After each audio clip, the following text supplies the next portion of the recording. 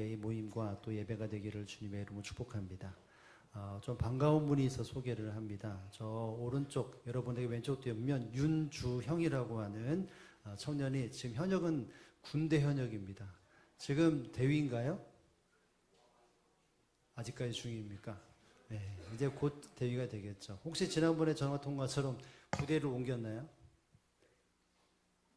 특전 그리고 예전에 통화를 했었는데 어느 부대를 이동하고 싶다고 말했는데 어쨌든 현역이기 때문에 지금 한참 부대에 있고 또 이러저러한 일들 속에서 간만에 왔는데요. 함께 또 위로가 있고 또 축복해주고 또 옆에 있는 분은 같이 사는 분입니다. 제 제자이기도 하고 하는데 또 함께 끝나면서 함께 인사를 나누고 또 집은 저 지금 멀리 군대에 있기 때문에 좀 멀리 있어요. 가끔 전화 통하면 언제 갈게요라고 근데 상황이 안 돼서 이렇게 너무나 축복하고 또 함께 교제를 나누시면 좋을 것 같습니다. 자, 오늘 본문을 통해서 이와 같은 은혜를 나누기 원하는데요. 본문의 제목을 여러분 한번 읽어주시면 감사하겠습니다. 여호와의 평강. 우리는 저마다 평화와 평강을 누리기를 소망하며 살아갑니다. 그런데 한 주간 동안 평화와 평강을 누리기를 원하지만 그렇지 못한 일이 너무나 많은 것 같습니다. 저희 주변에도 보니까요, 사랑하는 아들을 군대에 보냈는데 군대에서 제대하고 나서 제 군대 외출을 나와서 군대에 들어가지 못하고 세상을 떠난 일이 있었습니다. 20대 초반인데 어쨌든 그 얘기를 얼핏 저희 아내와 친분이 깊은 분이신데 그래서 저는 못 갔지만 저희 아내가 아들을 떠나보낸 그 아픔 그리고 또 주말 가까이에 대해서는 평상시에 이렇게 안면 관계가 있었던 어떤 목사님의 사모님이 교통사고로 이렇게 뇌졸중으로 누워 있다가 괜찮아진다라고 하다가 어느 순간 그냥 세상을 떠난 선하셔서 또 위문을 간 적도 그러니까 가서 위로의 시간을 가진 적도 있습니다. 가정에 평안함을 원하는 일들이 있고 또 직장에서 평안을 원하지만 이 세상은 그와 같은 평안들이 우리의 생각과 뜻대로 이루어지지 않는 것이 세상인 것 같습니다. 그럼에도 불구하고 우리가 평안을 누려야 하는 것은 너무나 당연한 이치입니다. 왜냐하면 그 평안은 세상이 줄 수 없는 평안이기 때문이죠. 우리 하나님께 주시는 평안이 진정한 평안이기에 오늘도 우리는 세상에 바라는 그 평안을 바라는 것이 아니라 하나님이 하나님의 택한 백성들에게 주어지는 놀라운 평안들을 우리는 추구하고 그것을 누릴 수 있어야 합니다. 오늘 본문에다 보면 미가 선지자라고 하는 선지자가 있었는데 이 미가 선지자는 북이스라엘 남녀 나눠지는 시대 속에서 남유다에서 활동을 했던 사람입니다. 그리고 이 남유다에서 활동했던 이 미가 선지자는 우리가 알고 있는 히스기야 왕 때 활동했던 그 앞사람 요담 왕과 히스기야 왕이 활동했던 통치했던 시대에 있었던 사람입니다. 이 남유다를 바라보면서 하나님의 마음을 전했던 것이 이 미가의 사명이었는데 이것은 남유다의 땅에 임하는 이제 임박한 심판을 당하게 된다. 그리고 종교적으로 사회적으로 얼마나 타락했는지에 대해서 일깨워주고 그러면서 하나님이 궁극적인 계획은 심판이 아니요 회복이라고 말을 하게 됩니다. 그래서 여러분이 우리가 보진 않았지만 4장 바로 4자 숫자 위에 보면 뭐라고 되어 있습니까? 여호와께서 이루실 평화.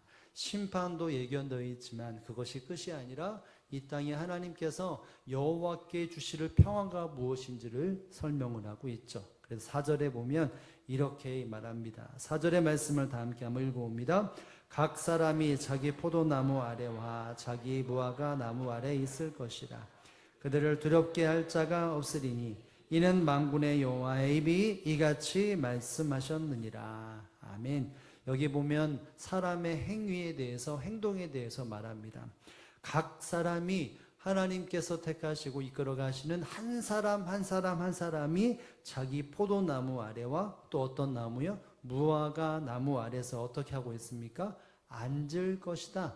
여러분 자기의 나무가 자라나고 그 안에 앉아 있다는 것은 사람이 쉴 수 있는 공간이 있고 그늘이 있고 풍성하게 자랐다는 것을 말합니다. 내 나무가 크게 자랐고 거기에 앉아 쉴 수 있다는 것은 어떤 것을 말할 수 있을까요? 긴장감이 사라지고 걱정이 사라지고 불안감이 사라지는 평강의 상태인 것을 우리가 알 수 있습니다. 그런데 마지막 부분에 이렇게 말하죠. 이는 만군의 여호와의 입에서 이같이 말씀하셨다. 하나님이 선포해 주셨고 하나님이 이루어 가신다는 것입니다. 내가 편안하게 살 수 있고 평안을 누릴 수 있는 것은 그 사람이 어떤 일을 잘해서 라기보다도 하나님께서 하나님의 입으로 선포되어질 때에 이루어지는 것입니다. 그렇기 때문에 여호와의 평강은 세상에서 사람들이 누리는 것과 차원이 다른 것이고 또 농도도 다른 것이고 어떤 결과도 다른 것입니다. 하나님의 평강은, 여호와의 평강은 이 땅에 믿음의 사람들에게 주어지는 놀라운 축복이라는 것을 알아야 합니다.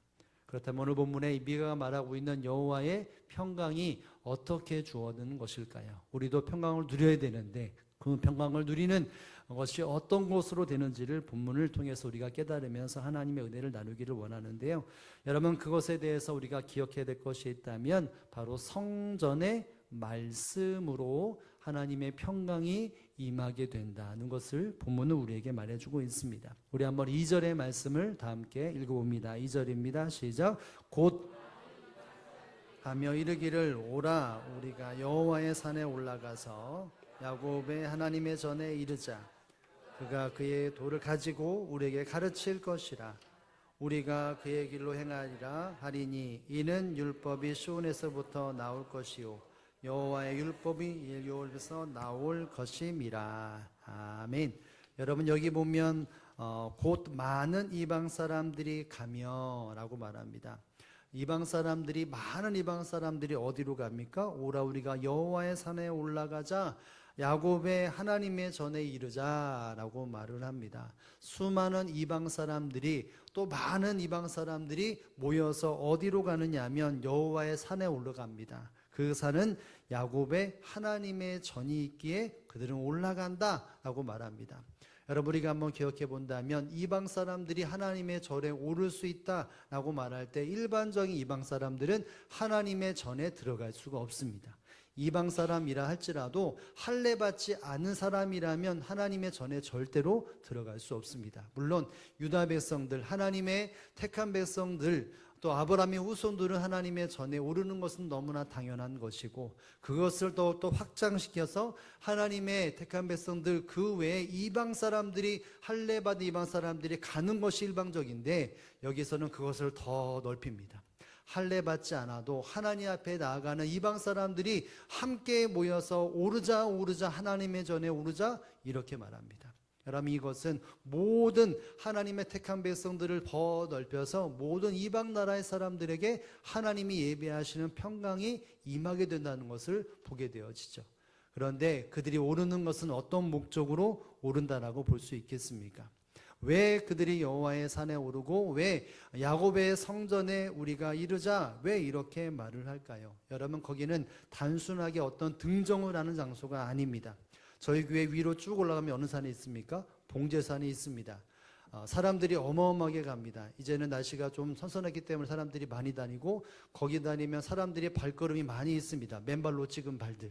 사람들이 저마다 등정하고 내려왔다라는 것에 대해 운동을 삼는 것이 많이 있는데, 지금 이방 사람들이 여기서 요르단에 올랐다는 것은 운동 삼아서 올라가고, 내가 올라가기 때문에 내가 언덕 흔적을 남고 내려오겠다, 나의 어떤 목적으로 내려오겠다는 것이 아니라 분명히 영적인 목표가 있다는 것을 알아야 합니다. 여러분, 하나님이 예비하신 그 무엇이기 때문에 올랐는데, 여기 본문에 보면 이렇게 말합니다. 그가 그의 도를 가지고 우리에게 가르치실 것이요. 하나님의 전에 이루는 그 목적이 뭐냐면 하나님의 도를 가지고 그가 우리를 가르치신다라고 말합니다. 여러분, 하나님의 도라고 말하면 어떤 삶의 법칙들, 하나님이 일하시는 어떤 상황의 일들, 드러나는 어떤 표면적인 것도 여기 하나님의 도라고 하는 일반적인 모습이지만, 이것은 좀 더 깊게 하면 여호와의 율법, 여호와의 말씀까지도 포함됩니다. 이스라엘 백성들이, 또 유다의 모든 사람들이, 그리고 이방 사람들이 왜 하나님의 전에 오르냐? 야, 그냥 갔다가 놀러 갔다 오자가 아니라 거기서 하나님의 도를 배우고 가르침과 배움을 통해서 이르기 때문이죠. 그래서 마지막 부분에 보면 뭐라고 말합니까? 이렇게 말하죠. 여호와의 말씀이 예루살렘에서부터 나올 것이라. 왜 사람들이 예루살렘에 올라가고 하나님의 성전에 왜 오르게 됩니까? 거기에서 하나님의 말씀을 배우고 그 말씀을 통해서 내 마음을 채우기 위해 사람들이 모였다는 것입니다. 사랑하는 성도 여러분, 하나님께서 이루시는 화평과 평안은 어떻게 이루어지는 것입니까? 하나님의 성전에 올라갈 때 누리게 됩니다. 여러분, 사람들이 하나님의 성전에 올라가는 이유가 단순히 성전이 이렇구나라고 보고 하는 것이 아니라 그곳에 가는 목적은 하나님 앞에 예배 드리기 위하여 제단을 쌓기 위해 올라갑니다. 모든 백성들이, 모든 이방 민족들이 그곳에 나와서 하나님 앞에 이르는 방법, 그것은 바로 하나님 앞에 제단을 쌓는 것이죠. 예배를 드리는 것입니다. 그리고 그 예배를 통해서 무엇이 드러납니까? 하나님의 말씀과 하나님의 가르침이 모든 사람들에게 임하고 그 말씀에 따라서 그들의 삶의 갈 길이 정해지고 삶의 모습으로 나아간다는 것을 이 본문은 우리에게 말해주고 있습니다. 여러분, 결국 미가 선지자가 말하는 여호와께서 이루는 평안은 어디서부터 이루어지느냐? 하나님의 성전에서부터 이루어지는데 그 하나님의 성전은 단순한 성전이 아니라 하나님의 말씀을 배우고 그 말씀에 따라 순종이 이루어져 나가는 하나님의 전에 이루어지는 하나님의 평안이라는 것을 우리에게 말해주고 있습니다. 사랑하는 성도 여러분, 우리의 마음속에, 모든 믿는 사람들에게 마음속에 임해야 되고 또 소망하는 모든 평안은 바로 하나님의 전에 하나님의 말씀을 통해 이루어지는 바로 평안이라는 사실을 믿으실 수 있기를 주님의 이름으로 축복합니다. 내가 이 평안을 누리기 위해서 수많은 방법을 채택할 수 있지만 온전한 평안은 바로 하나님의 전에 우리가 올라야 되고 하나님의 성전에서 하나님 앞에 제단을 쌓아야 합니다. 제단을 통하여 예배를 드리고 삶을 드려야 합니다. 그리고 무엇보다도 그곳에서 말씀이 가르쳐지고 말씀이 임하고 그 말씀대로 내 삶의 발걸음이 정하여지고 그리고 그 말씀대로 순종의 삶을 살아나갈 때 하나님의 평강이 임한다는 것을 이 미가 선지자는 우리에게 말해주고 있습니다. 하나님의 평강은 하나님의 방법대로 살아야, 절차에 따라 살아야 임하게 되는 것이죠. 이것을 다 무시하고 그저 하나님의 평안만 바란다, 이것은 잘못되고 이루어지지 않는 것입니다. 믿음의 사람들이 이 땅의 평안을 누리기 위해서는 반드시 하나님의 전이 회복되어져야 합니다. 하나님 앞에서의 제단이 회복되어질 때에 하나님이 이루시는 완전한 평강, 모든 것에 얻을 수 없지만 그러나 온전하게 누릴 수 있는 이 성전에서는 모든 것을 회복시키는 평안을 누릴 수 있게 된다는 사실을 여러분 믿고 깨달을 수 있기를 주님의 이름으로 축복을 드립니다. 하나님의 평강은 어떤 곳에서 누릴 수 없고 완전한 것입니다. 그런데 그것은 언제든지 하나님과의 관계, 하나님과의 만남에 바로 성경은 기록하고 있고 집중되고 있다는 사실들을 알아야 합니다. 여러분, 지금 이 미가가 활동했던 시대는 히스기야라고 하는 시대인데 그 뒤에 좀 약한 몇십 년 이후로 난 뒤에 보면 60년이 지나고 난 후에 왕이 세워지는데 그 왕이 요시야라고 하는 왕이 세워집니다. 이 요시야는 남유다의 개혁을 일으켰던 왕이었죠.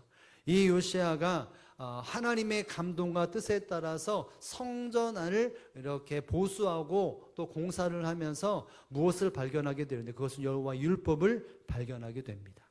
그 율법이 발견되어질 때에 이 요시야는 히스기야를 통해 발견됐을 때 그 말씀을 내가 가까이 하면서 마음을 찢고 하나님 앞에 회개합니다. 그러면서 그가 결단한 것이 무엇이냐면 이것이었죠. 열왕기하 23장 2절의 말씀을 함께 한번 읽어봅니다. 시작. 이에 왕이 여호와의 성전에 올라가매 유다의 모든 사람과 예루살렘 주민과 제사장들과 선지자들과 모든 백성이 노소를 막론하고 다 왕과 함께한지라. 왕이 여호와의 성전 앞에서 언약책의 모든 말씀을 읽어 무리의 귀에 들리고. 아멘. 여러분, 여기 말씀해 보면 왕이 하나님의 율법을 성전을 통해서 발견을 하고 사람들에게 불러 모읍니다. 어디에 불러 모을까요? 하나님의 성전에 올라가고 그 왕 앞에 모든 사람들을 불러 모았습니다. 이스라엘 택한 백성들이 하나님의 성전에 다 올라서 거기에서 어떤 일이 벌어집니까? 바로 남녀 막녀와 함께하고 거기서 성전 안에서 발견한 율법책을 모든 사람들에게 읽어주고 무리가 귀에 들었다라고 말합니다. 이 말씀으로 이스라엘 모든 백성들이 회개의 역사가 일어납니다. 우상들을 다 버리고 하나님 앞에 삶의 말씀의 순종으로 완전하게 바뀌게 됩니다. 이것이 요시아가 이루었던 하나님이 그를 통해 사용하셨던 요시아의 개혁이었습니다. 남유다 땅에 하나님의 평강이 온전히 임하게 된 모습을 이 본문은 우리에게 말해주고 있습니다. 사랑하는 성도 여러분, 하나님의 택한 백성들의 평강은 다른 어떤 곳에서 오는 것이 아니라 하나님께서 이루시는 평강은 하나님의 성전과 교제와 예배에 있다는 사실들을 저와 여러분은 기억할 수 있어야 합니다. 사랑하는 이 제단이 무너진다면 결국은 하나님 앞에 그 평강이 끊어질 수밖에 없고, 그러다 보니까 세상 방법으로 이 평안을 누리려고 했었던 것이 성경 안에서 보이지 말아야 될 하나님의 택한 백성들의 모습이었습니다. 여러분, 구약 성경의 맨 마지막 책은 뭐죠? 말라기입니다. 이 신약을 앞두고 암흑과 같은 시대 속에서 수많은 선지자가, 미가도 포함되어지지만 암흑 같은 시대 속에서 하나님의 마음을 표현했던 선지자 중에 맨 마지막의 선지자가 이 성경상에서는 바로 말라기라고 하는 선지자인데, 이 말라기 선지자가 이스라엘 백성, 택한 백성들에게 말하는 것이 무엇인지 아십니까? 하나님의 마음을 표현을 합니다. 그들은 하나님 앞에 성전에 모여기도 했고 제단을 쌓기도 했습니다. 11조도 드렸습니다. 그러나 그 모습 속에 하나님의 마음을 이렇게 표현한 적이 있습니다. 말라기 1장 10절의 말씀을 우리 함께 읽어보겠습니다. 시작. 만군의 여호와가 이르노라, 너희가 내 제단 위에 헛되이 불사르지 못하게 하기 위하여 너희 중에 성전문을 닫을 자가 있었으면 좋겠다. 내가 너희를 기뻐하지 아니하며 너희가 손으로 드리는 것을 받지도 아니하리라. 아멘. 여기 말씀에 보면 너희가 내 제단의 위에 헛되이 사르지 못할 것이요. 여러분, 이 말은 제단 위에, 그들이 제단 위에 제물을 드렸다는 말일까요? 드리지 않았다는 말일까요? 드렸다는 것이죠. 하나님 앞에 제단을 쌓았다고 여기는 분명히 말하고 있는데 뭐라고 말합니까? 내가 두 번 다시 그것을 불하지 못하게 할 것이다 라고 말하면서 한탄하시면서 이렇게 말합니다. 너희 중에 성전문을 닫을 자가 있었으면 좋겠다. 여러분, 이 말이 뭘까요? 성전을 닫아버리겠다는 것이죠. 누가 저 성전문을 꽉 닫아서 사람들이 오지 못하게 되면 좋겠다. 여러분, 이 말은 이스라엘 백성들에게 남녀의 충격이었을 것입니다. 그들은 제단을 쌓았고 하나님의 전에 올라서 제단을 쌓았습니다. 갖가지의 예물을 드렸습니다. 근데 하나님이 그 문을 닫았으면 좋겠다. 두 번 다시 이 제단에 못 얻었으면 좋겠다라고 말합니다. 왜일까요? 그들은 제단을 쌓았지만 하나님의 말씀이 성취되고 이루는 것에 관심이 없었습니다. 그냥 종교적으로 내가 이렇게 제물 드리면 끝, 내가 이 시간에 발을 밟고 그 성전을 찍고 가는 것으로 나는 다 했다, 하나님의 평강을 그러면서 바랬다는 것이죠. 그래서 하나님 말합니다. 문을 닫았겠다. 두 번 다시 그곳에 제단을 쌓지 못하게 하겠다, 이렇게 말합니다. 그러면서 11절에 보면 이렇게 말하죠. 우리 11절 말씀을 다 함께 한번 읽어봅니다. 시작. 만군의 여호와가 이르노라, 해 뜨는 곳에서부터 해 지는 곳까지 이방 민족 중에서 내 이름이 크게 될 것이라. 각 처에서 내 이름을 위하여 분향하며 깨끗한 제물을 드리리니 이는 내 이름이 이방 민족 중에서 크게 될 것임이니라. 아멘. 각 처에서 내 이름을 위하여 분향하며 깨끗한 제물을 드리리니, 그 모든 것에서 이제는 완벽하게 그 제단이 회복되어지는 것을 말하면서 각처에서 내 이름을 분향하며 깨끗한 제물을 드리리니, 그 제물과 함께 삶의 말씀이 적용되어지고 회개가 일어나고 말씀으로 개혁이 일어나기에 깨끗한 제물로 그들의 삶이 드려지고 말씀이 많이 회복되다고 말합니다. 그러면 내 이름이 이방 민족 중에서 크게 될 것이다. 택한 백성들이 평화가 이루어질 뿐만이 아니라 이 평화가 모든 민족에게 이루어진다라고 말을 합니다. 하나님의 계획과 뜻은 하나님의 택한 백성들에게 완전한 평화를 주시기를 원하고 그 평강이 온 세계를 드러나는 것, 이것이 계획인데, 그러기 위해서는 제단이 회복되어지고 그 제단은 철저하게 말씀으로 번역되고 회복되어지고 회복되어지는 것이, 그것이 선행되어질 때 이것이 이루어진다라고 분명히 말해주고 있습니다. 사랑하는 성도 여러분, 하나님의 말씀이 있는 곳이 성전이고 그 말씀이 순종으로 열매 맺는 곳이 바로 성전이어야 합니다. 바로 그곳에서부터 하나님의 회복이, 하나님의 평강이 임하게 됩니다. 이스라엘 백성들에게 주어졌던 화평은 결국 하나님의 관계, 하나님의 재단이 어땠느냐, 이것이 담겨 있고, 그것은 결국 단순하게 성전의 발걸음만 반겼다가 빠지는 것이 아니라 그곳에서 얼마나 말씀 앞에, 하나님 앞에 복종하고 말씀 앞에 얼마나 순종하느냐, 삶을 변화시키느냐, 이것에 달려있던 것입니다. 성전에 오는 것으로만 끝나는 것이 아니라 그곳에 어떤 진정한 목적이 성취되어질 때에 평강과 기쁨이 회복된다는 것을 우리에게 말해주고 있습니다. 여러분, 그래서 신약에 말씀이신 예수님이 이 땅에 오셔서 수많은 사람들에게 하나님의 말씀이 무엇인지를 모든 사람들에게 일깨워 주는 것을 예수님의 사역인 것을 우리는 발견하게 됩니다. 여러분, 예수님이 이 땅에 오셔서 공생의 기간에 중요한 포인트를 본다면 성전을 청결하게 하셨습니다. 하나님의 말씀이 통용되어지고 순종되어져야 되는데 성전 안에 하나님의 말씀에 순종이 일어나지 못하고 오히려 자기들의 욕심이 채워져 가고 있는, 또 돈이 판치고 있는, 하나님을 두려워하며 물질이 판치고 있는 그 성전을 예수님은 갈아엎으셨습니다. 그리고 그곳에서 하나님의 말씀을 강론하셨습니다. 예루살렘 성전에서. 그리고 또 예수님은 회당에 가셔서 말씀을 선포하시고 일깨워주고 이적과 기적을 계속해서 행하셨습니다. 여러분, 회당이 어떤 곳일까요? 여러분, 회당이라고 하는 것은 유대 사람들이 종교적인 목적을 위해 모이는 공동체입니다. 즉 거기서 무엇을 할까요? 하나님 앞에 제단을 쌓고 예배를 드렸던 곳입니다. 결국 예수님께서 예루살렘 성전과 함께 회당에서 하셨던 것이 무엇이냐면, 예배 드리는 그곳에서 하신 것이 무엇이냐면 말씀을 가르치시고 수많은 사람들이 이 말씀이 어떤 뜻인지를 알고 그 말씀에 순종하도록 예수님께서 사역하신 것이죠.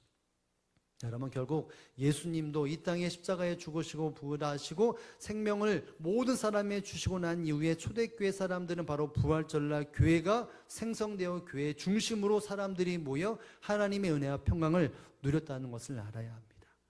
결국 예수님이 이 땅에 그 평안을 주시는데 그 평강은 바로 성전과 함께 모이고 그 모임과 함께 말씀으로 그들의 삶을 변화시키는 것으로 예수님은 평강을 주셨다는 것이죠. 여러분, 그래서 그 평강이 어떤 평강이겠습니까? 요한복음 14장 27절에 보면 이렇게 말합니다. 함께 한번 읽어볼까요? 시작. 평안을 너희에게 끼치노니 곧 나의 평안을 너에게 주노라. 내가 너에게 주는 것은 세상에 주는 것과 같이 아니하리라. 너희는 마음에 근심하지도 말고 두려워하지 말라. 아멘.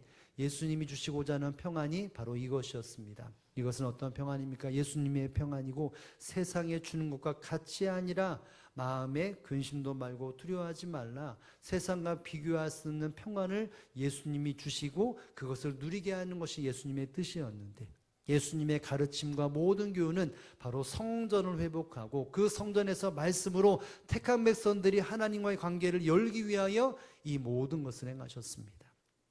하나님과 관계가 무너져 있는 성전을 예수님의 십자가의 피로 말미암아 하나님 관계를 여시고 그 예수님을 믿는 모든 사람들이 성전에 나와 하나님 말씀을 배우며 가르침을 통하여서 결국 진정한 회복이 하나님의 택한 백성들에게 이루어졌다는 것을 우리에게 보여주고 있습니다. 사랑하는 성도 여러분, 저와 여러분의 삶 속에 주의 평화가 임하기를 소망합니까? 저와 여러분의 가정과 자녀와 여러분의 직장과 여러분의 미래 위에 여호와의 평강과 주님의 평강이 임하기를 소망하십니까? 여러분, 그러려면 여러분이 앉아있는 이 제단에서 하나님을 깊게 경험해야 합니다. 이 자리에 나올 때 예배가 회복되어질 때 주의 평강이 임합니다. 하나님 내게 평안을 주옵소서 라고 말하면서 이 제단과 예배 장소가 회복되지 않는다면, 이곳에 나의 발걸음이 그저 뜸뜸 이방 사람들처럼 한다면 여러분, 그 평안을 하나님이 허락하시겠다라고 말할 때 그렇다라고 말할 수 없을 것입니다.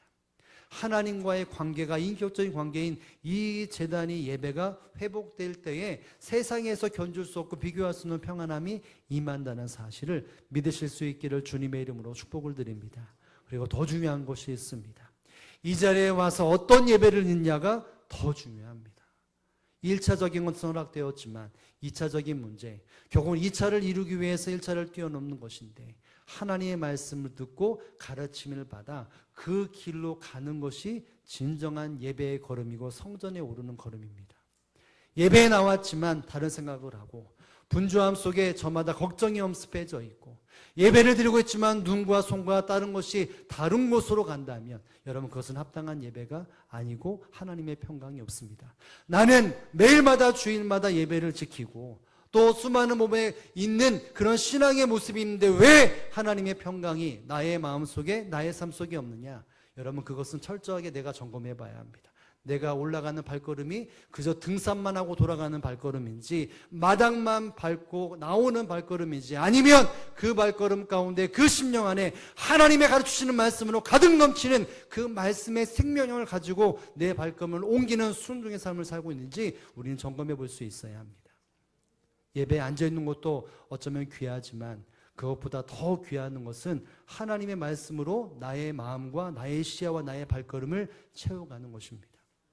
여러분만큼 예배 시간이나 혹은 제가 청년들을 이렇게 보면 정말 예배 시간에 사투를 벌이는 친구들이 있습니다. 이 천근만근 눈을 뜨기 위해서 이렇게 힘을 주고 뭐하고 하고 예배가 딱 끝나면 어떤 친구는 축도가 끝나면 바로 이렇게 옆에 눕습니다. 버티고 버티다가 이제 눕습니다. 그래서 흔들어 야 정신 차려야지 하면서 이렇게 하는데 여러분 왜 그런 일들이 벌어질까요? 정말 사투를 벌이는 모습은 귀하지만 여러분 주일날 예배를 드리기 위해서는 최고의 정신과 최고의 신체 상태를 만들어야 합니다.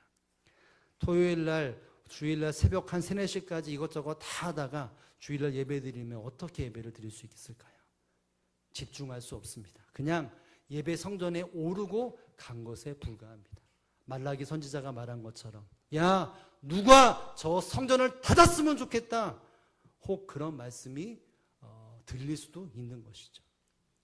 그래서 우리가 하나님 앞에 예배할 때는 이 자리에 앉아있는 것도 중요하지만 더 중요한 것은 여러분의 눈이 저와 시선을 맞추어야 합니다. 물론 고개를 숙여 다른 것도 할 수 있지만 그러나 저와 시선을 맞추어야 합니다. 내가 어떻게 어떤 말씀을 마음에 받아들일지에 대하여 내가 눈을 부릅뜨고 내가 정말 힘들거렸다면 그것을 극복하기 위해 내가 무엇을 준비하고 무엇을 준비했는지 준비 못했는지를 점검해 볼 수 있어야 합니다. 여러분 주일날 피 같은 이 시간에 하나님 앞에 예배하면 너무나 귀한 것인데 정말 피로 내 삶이 회복되어지고 주님의 은혜로 회복되어지려면 하나님의 말씀을 내가 가르칠 때 그것을 받아들여야 합니다. 여러분 그래야 진정한 예배 회복이 되고 평화가 이루어갑니다. 우리가 오늘도 이 시간 하나님 앞에 예배하고 저와 여러분 눈이 이렇게 어느 때보다 지금 잘 맞춰지고 있는데 하나님이 허락하시는 예배가 되려고 내가 평안을 누리기 위해서는 주변에 수많은 것들이 있다 할지라도 주님 앞에 집중해야 합니다. 예배 시간 동안 툭툭 쳐서 이래저래 말하면 조용히 좀 해. 예배 좀 말씀 듭시다. 이렇게 하지 말고 그냥 조심스럽게 말씀에 집중합시다. 이런 것이 있어야 합니다. 내 주변에 집중하지 못하면 집중할 수 있도록 도움을 줄 수 있어야 합니다. 왜냐하면 하나님이 얼마나 이런 말이 든다 얼마나 괴롭겠습니까? 야 누가 저 문을 닫아서 누구도 이전에 들어오지 않았으면 좋겠다. 얼마나 큰 하나님의 탄식이고 우리 안에 어떤 괴로움입니까? 우리는 저 문을 들락달락하면서 예배를 드리고 찬양하고 기도하는데 야 저 문은 누가 닫았으면 좋겠다라고 말한다면 얼마나 큰 충격입니까? 그 모습 속에서 우리가 평안을 누리고자 애를 쓰는데 그러지 못하고 오히려 어려움이 있다. 여러분 그것을 우리가 먼저 회복해야 합니다. 예배에 내가 최선으로 드리기 위해서 하나님 앞에 내 정신과 육체를 최고의 상태로 만들어야 합니다. 그래야 하나님의 말씀이 내 뇌리에 삶 속에 귀에 꽂혀서 이 말씀이 무엇인가 인내하며 삶 속에서 고뇌하는 가운데 말씀의 성취가 이루어져야 하나님이 예배하시는 평강이 임하지 않겠습니까? 이 말씀은 무엇입니까? 이 성경과 이 설교는 무엇입니까? 하나님의 평안을 흘려보내는 채널이 아니겠습니까? 그러면 그 말씀을 듣고 내 삶에 회개가 일어나고 삶의 변화가 일어나고 더욱더 내 모습을 쳐서 복종시켜야 합니다. 이것 안에 주의 뭐가 있습니까? 평강이 있게 됩니다. 오늘 그 어떤 환경에서도 이것을 누리기 위해서 내가 먼저 가다듬어야 할 것은 저와 여러분의 이 자리가 지켜져야 합니다. 제가 지난주에 목사님들과 이러저런 이야기를 나누었고 시찰 모임도 있었고 또 어저께는 제가 말했던 것처럼 원로 목사 주대식 그리고 위임 목사 그리고 임직식 은퇴식을 하루에 2시간 내에 다 끝냈는데 목사님들마다 이러저런 이야기를 말하는데 주일 성수에 대한 이야기를 말을 하더랬습니다. 하나님 앞에 예배가 무너져가고 있는 현실 속에서 어떻게 해야 될 것인가? 중직자들이, 하나님 믿는 사람들이 이 주의를 다른 것 우선순위를 두고 그 다음에 두다 보니까 이러저런 빠지는 모습들을 그렇게 보면서 어떤 목사님이 그러더라고요. 주의를 만이라도 정말 생명으로 지켰으면 좋겠다. 주중 예배도 중요하지만 생명을 걸고 주일 예배를 지켰으면 좋겠다. 이런 이야기를 목사님들이 이러저런 얘기를 나옵니다. 그만큼 오늘날 세대가 예배에 대한 중요성, 하나님의 전에 오르는 중요성이 떨어져 있고, 그러다 보니까 왔다가도 하나님의 말씀보다 그냥 누구를 만나고 내 생각을 전하고 친교에 집중되어져 있는 것이 오늘날 교회의 모습이라는 것이죠. 여러분, 교회는 내가 어떤 말씀으로 내가 도전을 받았고 삶을 살았는지를 나누는 곳이어야 합니다.